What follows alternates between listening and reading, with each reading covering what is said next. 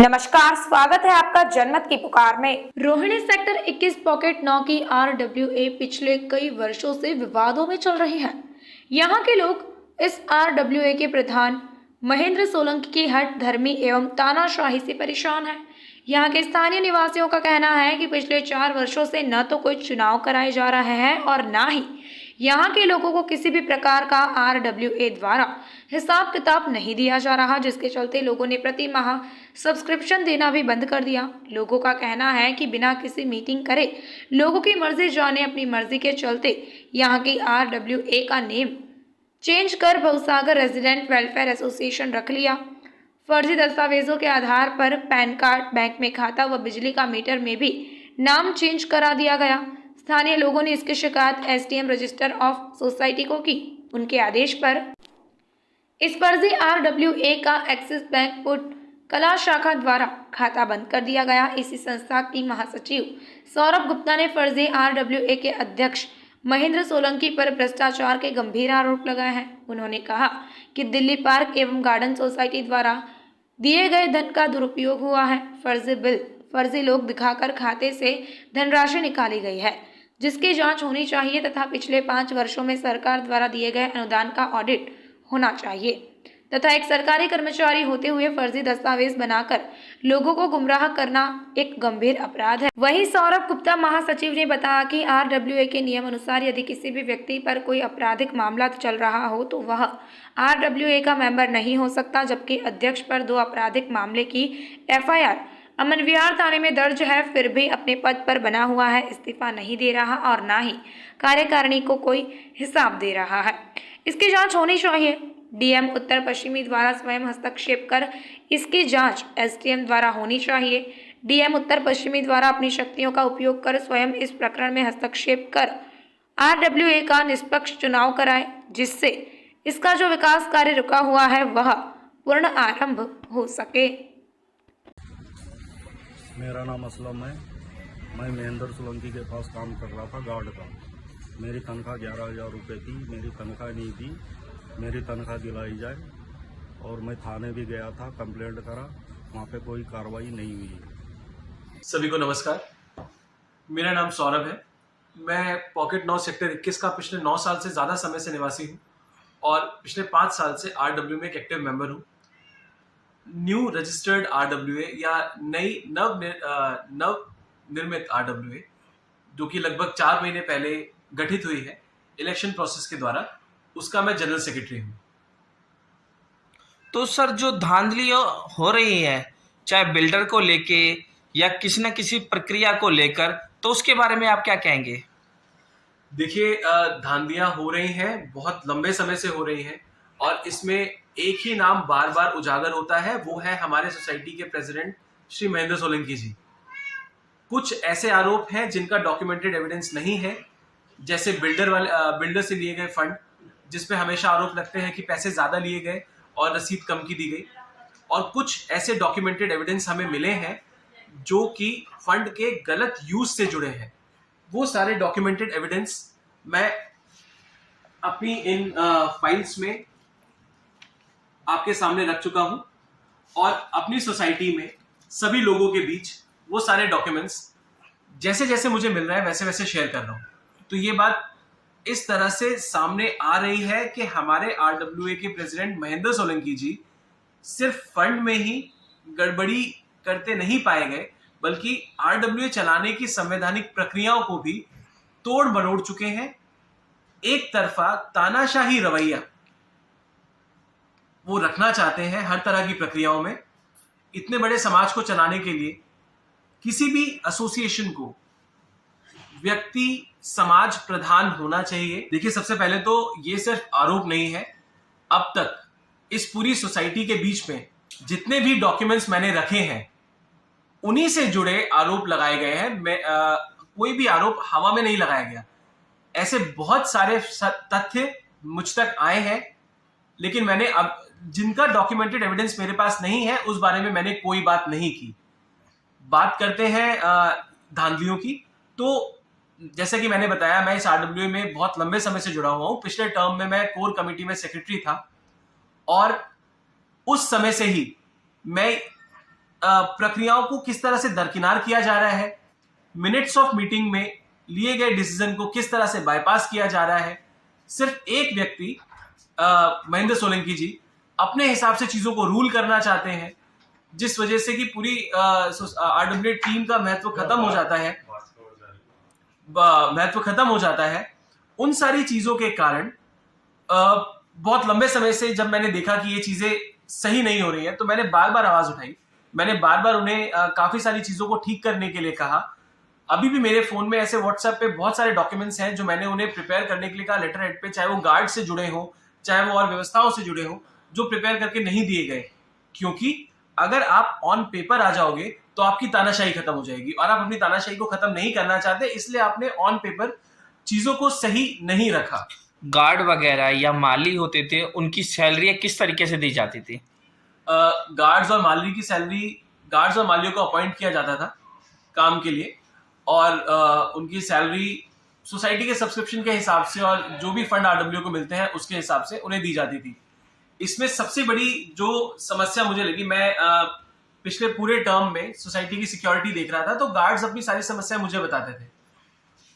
बार बार ये चीज देखी गई कि जब किसी गार्ड का काम सही नहीं होता था तो उसे रातों रात कह दिया जाता था कि अब, क्योंकि आप रातों रात किसी की रोजी रोटी छीन नहीं सकते।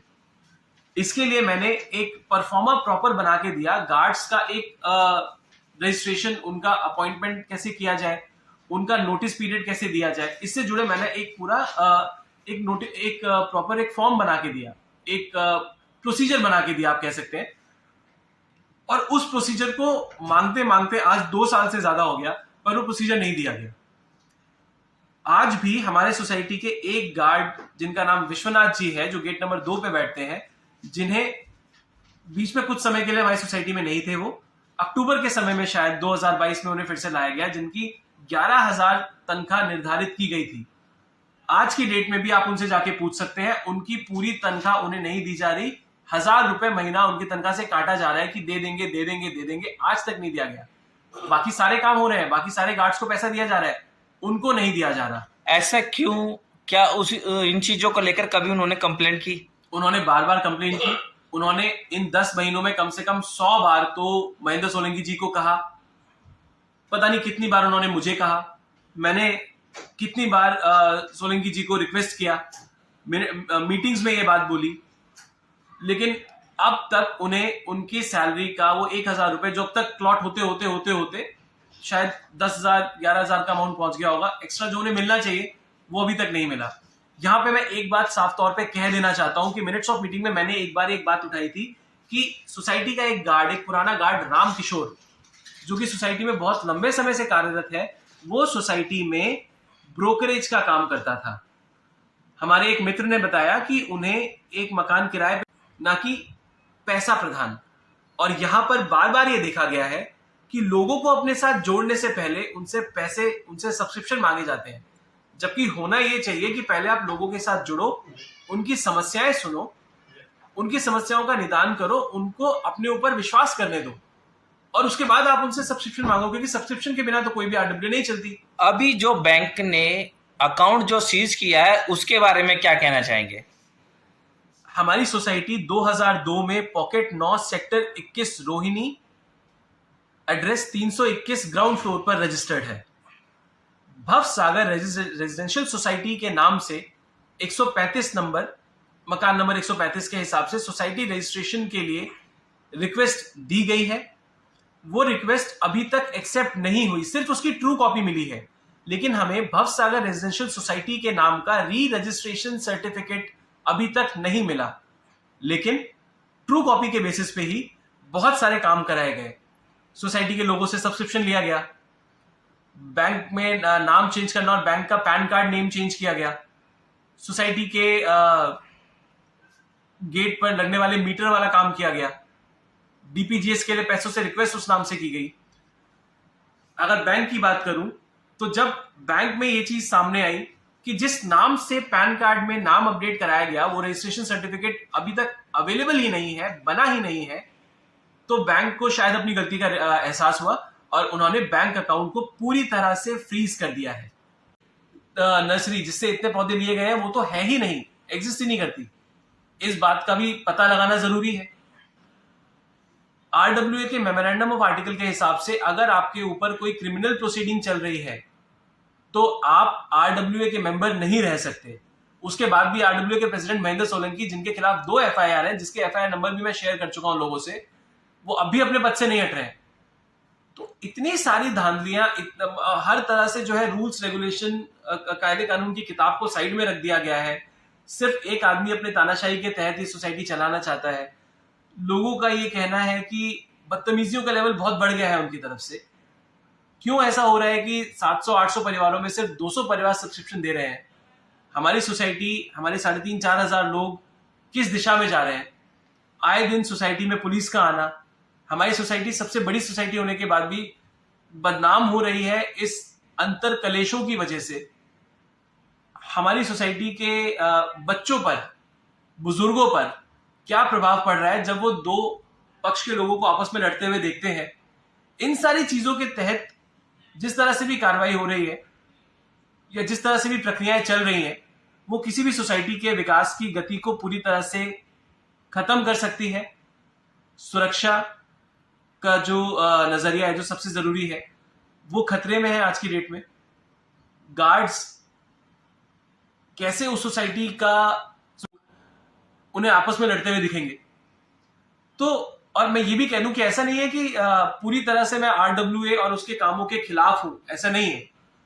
पिछले टर्म में RWA ने बहुत सारे अच्छे काम किए हैं, लेकिन जो ट्रांसपेरेंसी, जो पारदर्शिता आपको समाज के साथ रखनी चाहिए थी, वो आपने नहीं रखी। RWA के रूल रेगुलेशन को दरकिनार करना और बाकी सारी चीजें जो मैं बता चुका हूं।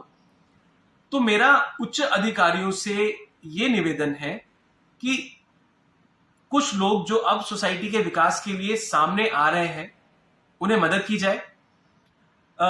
एक संवैधानिक प्रोसेस के जरिए जनरल बॉडी मीटिंग, जिसका गठन हमारी सोसाइटी के नागरिक बहुत जल्दी करना चाहते हैं, उसमें मदद की जाए और एक नई इलेक्शन प्रक्रिया में हमारी सोसाइटी का सहयोग किया जाए और जो लोग दोषी हैं उनके ऊपर कार्रवाई की जाए। और सबसे इंपॉर्टेंट, RWA के 1 दिसंबर 2019 से अभी तक के सारे account details, credit debit transactions का फर्मली एक कोर ऑडिट किया जाए। ये ऑडिट बहुत जरूरी है ताकि समाज के बीच ये बात जाए कि जो आरोप लग रहे हैं वो सही है या गलत है। मैं भी कहता हूं कि अभी RWA सब कुछ ठीक कर रही है, लेकिन एक ऑडिट तो होना चाहिए।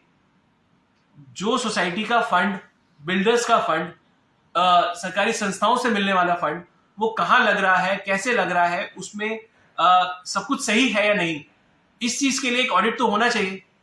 तो ऑडिट एक प्रायोरिटी है जो कि जरूर कराना चाहिए और यही मैं रिक्वेस्ट करूंगा कि ऑडिट, GBM और इलेक्शन प्रोसेस में उच्च अधिकारी हमें सहयोग करें। अगर आपने हमारा अभी तक चैनल सब्सक्राइब नहीं किया है तो कृपया चैनल सब्सक्राइब कर लें, लाइक करें, शेयर करें, कमेंट करें। तो मिलते हैं फिर किसी और खबरों के साथ। नमस्कार।